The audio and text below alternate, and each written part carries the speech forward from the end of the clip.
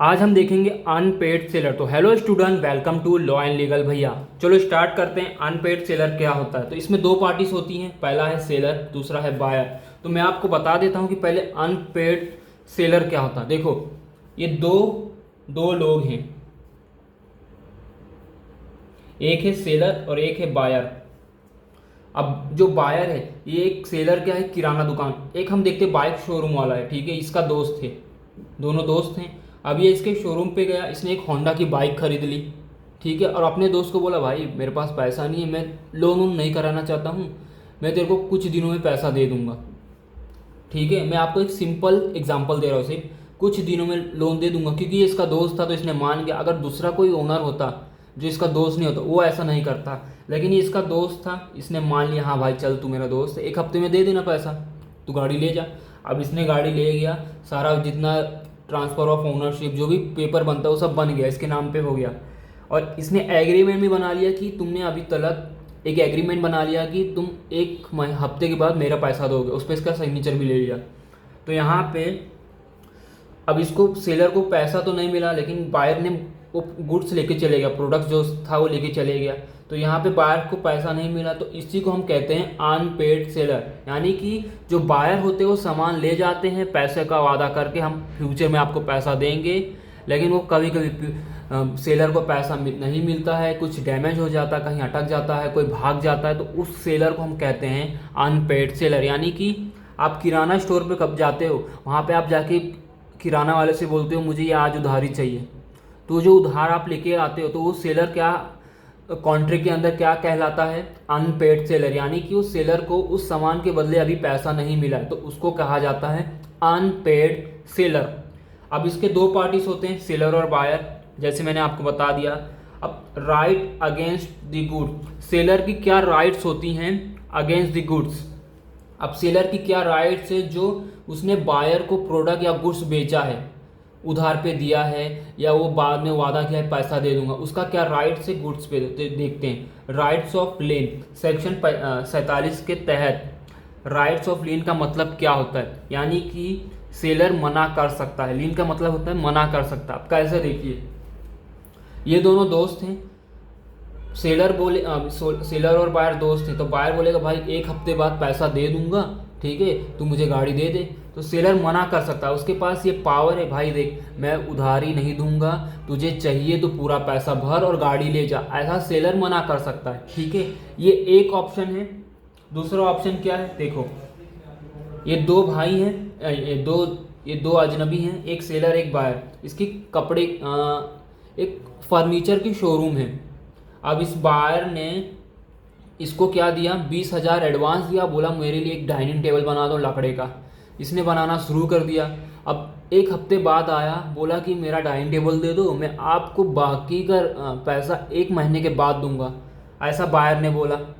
और सेलर के पास 20,000 एडवांस है, उसने उस पैसों से उसी के लिए डाइनिंग टेबल बना दिया। लेकिन सेलर बोलेगा नहीं सर, ऐसा नहीं हो सकता, आपको पूरा रकम भरना पड़ेगा, तभी मैं आपको आपका गुड्स दूंगा, वरना आप यहाँ से चले जाइए, आपको कोई गुड्स नहीं मिलेगा। सेलर के पास ये राइट्स होता है, ठीक है, ऐसा करने के लिए। लेकिन अगर सेलर ने इसको उधारी पे, जैसे इसके ये दो दोस्त हैं, इसने उधारी पे इसको बाइक दे दिया, ठीक है, बाइक दे दिया। देखो मैं बताता हूँ, यहाँ पे हम फर्नीचर वाला एग्जांपल लिए थे, तो जो गुड्स था वो किसके पास था, सेलर के पास। तो सेलर ने मना कर दिया, बिना पैसा लिया उसको नहीं दिया। लेकिन जब दोस्त की बारी थी तो सेलर ने अपने दोस्त को बाइक दे दिया, तो जो गुड्स था वो किसके पास था, बायर के पास। ठीक है, तो यहाँ पे जब भी सेलर के पास जब गुड नहीं रहता है, वो बायर को दे चुका रहता है और उसको पैसा भी नहीं मिलता है, तो ये रूल अप्लाई नहीं होता, राइट ऑफ लीन अप्लाई नहीं होता। राइट इन लीन्स कब अप्लाई होता है, सेक्शन 47 के तहत, जब सेलर के पास वो गुड्स अभी भी मौजूद है, जैसे कि फर्नीचर का ऑर्डर आया था उसने, और बाकी का रकम बायर बोलता है मैं एक महीने बाद दूंगा, और अभी भी गुड्स किसके पास है, सेलर के पास, तो सेलर मना कर सकता है उसको देने से। ठीक है, अब right of stoppage in transit, देखो ट्रांसिट का मतलब होता है ट्रांसपोर्ट, सेक्शन 50 के हिसाब से। अब सेलर के पास एक आदमी आता है, उसको भी वही वाला एग्जांपल आपको बताता हूँ, बाइक वाला बताता हूँ।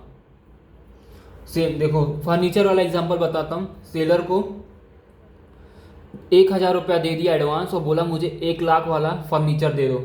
ये अपना एड्रेस बता दिया, वहाँ बोला पहुँचा देना 1 महीने बाद। 1 महीने बाद आपको आपकी पेमेंट मिल जाएगी, जिस दिन मेरा माल पहुँचेगा उस दिन पेमेंट मिल जाएगी।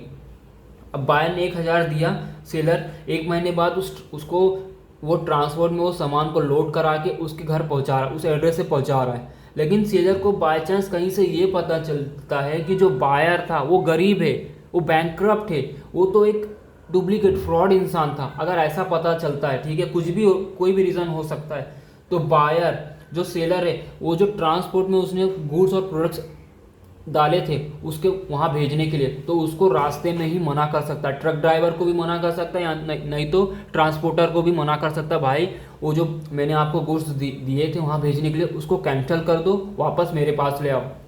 ऐसा सेलर के पास राइट्स होता है। अगर इन केस अगर बायर बैंकक्रप्ट है, उसके पास पैसा नहीं है, इनसॉल्वेंसी है, वो गरीब है, वो फ्रॉड भी रहेगा तो भी राइट टू रीसेल। अब देखो, हमने फर्नीचर वाला एग्जांपल लिया था, इसने 20,000 इसको एडवांस दिया था और एक टेबल मांगा, डाइनिंग टेबल, लेकिन इसके पास पैसा नहीं था। तो इसने बोला भाई अगर मैं उधारी नहीं दूंगा तुम वापस चले जाओ, ठीक है, वापस चले जाओ। तो ये जो 20,000 ने इसमें ये जो टेबल बनवाया था, अब ये ले नहीं पा रहा, इसका 20,000 तो डूब गया। तो सेलर के पास क्या राइट रहता है, जो उसने टेबल बनाया वो किसी और को बेच दे, राइट टू रीसेल। अब ये तो ले नहीं रहा है, बायर ले नहीं रहा है, तो किसी दूसरे बायर को बेच दे, तो राइट टू रीसेल। एक होता है मना कर सकता है, एक होता है कि रास्ते में ही हमारा प्रोडक्ट जा रहा है उसे रोक कर वापस बुला सकते हैं। दूसरा ये है कि जब एक बायर उस प्रोडक्ट का एडवांस देता है या मना कर देता है कि मैं नहीं लूँगा, तो उस प्रोडक्ट को हम किसी और को बेच सकते हैं, राइट टू रीसेल, ठीक है। अब right against the buyers, seller का राइट्स क्या होता है against the buyer, suit for price. देखो राइट टू लीन में क्या था, प्रोडक्ट जो रहता है वो सेलर के पास रहेगा तभी इसका इस्तेमाल कर सकता है। लेकिन इनकेस अगर प्रोडक्ट बायर के पास है और पैसा नहीं मिला सेलर को, तो वो इसका इस्तेमाल करेगा, सूट फॉर प्राइस। यानी कि सेक्शन 55 के हिसाब से वो कोर्ट में केस करेगा कि बायर ने मेरा सामान भी ले लिया, मुझे पैसा नहीं दिया, तो उसके तहत ये केस करेगा और अपना प्राइस, अपना डैमेज मांगेगा, सूट फॉर डैमेज। अब ये क्या होता देखो, अब जो इसने टेबल बनाया था 20,000 का, ठीक है, सेलर ने, अब बायर ने लेने से मना कर दिया। इन केस बायर बोलता है कि अब मुझे टेबल नहीं चाहिए, तुम मेरा 20,000 वापस कर दो, ऐसा बोला, तो ये जो सेलर ये कोर्ट में केस कर सकता है कि ये जो 20,000 में मैंने टेबल बनाया था इनके लिए, ये 1 लाख में 1 लाख का कीमत था, लेकिन इन्होंने मेरे से 20,000 भी ले लिया और ये टेबल कितने में बिका, 90,000 में। तो यहाँ पे इनका 10,000 नुकसान हो गया सेलर का, तो उसके लिए ये कोर्ट में केस कर सकता है रिमेनिंग अमाउंट के लिए, जो डैमेज हुआ, इसने बनाया, इसने लेने से मना कर दिया, तो जो डैमेज हुआ उसके लिए ये केस कर सकता है। एक एग्जांपल और देता हूँ, फ्लैट का। एक आदमी है, देखो ये ए और बी, ये सेलर है, ये बायर है, ठीक है। अब ये जो बायर है ये गया एक दिन फ्लैट लेने और इसने एक क्या बोलते हैं एक फ्लैट बुक कर दिया और 1 लाख एडवांस भी दे दिया। बोला कि मैं 1 महीने बाद, 1 साल के बाद मैं पूरी रकम आपको देके फ्लैट रजिस्ट्रेशन करा लूँगा। अब 1 साल बीत गया। अब जब बायर सेलर के पास गया तो बायर क्या बोलता है सेलर को, प्रॉपर्टी की वैल्यू मार्केट में आपकी कम हो गई है। तो जो अब इसने 1 लाख दिया था, मार्केट वैल्यू उस समय क्या थी, 1 साल पहले 20 लाख रुपया था, लेकिन अब 1 साल बाद उस प्रॉपर्टी की वैल्यू कितनी हो गई, 15 लाख। तो जो बायर है यहाँ पे उसने ये जो प्रॉपर्टी था ये लेने से मना कर दिया सेलर से। तो यहाँ पे सेलर क्या करेगा, बायर के खिलाफ केस कर देगा कोर्ट में डैमेज के लिए, क्योंकि बोलेगा कि भाई अगर इन्हें लेना ही नहीं था तो मैं 1 साल पहले किसी और को भी बेच सकता था जो तुरंत लेना चाहते थे। इन्होंने बुक किया था, अब 1 साल बाद ये नहीं ले रहे, लेकिन 1 साल पहले मैं किसी को बेच सकता था, ऐसा बोल के डैमेज मांग सकता है कोर्ट के थ्रू बायर से। अब एक चीज़ और है, देखो उल्टा भी हम कर सकते हैं।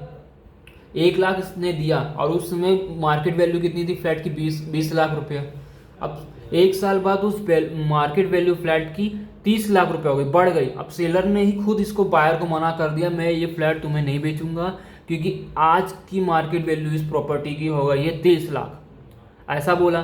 तो बायर ने बोला ये तो गलत है, इलीगल है। तो बायर भी सेलर के खिलाफ केस कर सकता है कि ऐसा ऐसा हुआ है, मैंने 1 लाख बुक भी किया था सब, अब मैंने बोला 1 साल बाद ऐसा भरूंगा, मैं ले लूँगा, लेकिन इन्होंने बोला मुझे और पैसा चाहिए, ठीक है। सूट फॉर इंटरेस्ट, ये क्या आता है, आपने किसी सेलर ने किसी पर्सन यानी बायर को कोई उधारी चीज दिया है और उनके बीच में कॉन्ट्रैक्ट बना है, एग्रीमेंट बना है कि मैं 5 महीने के अंदर मेरा जो पैसा रिटर्न कर देना, ठीक है।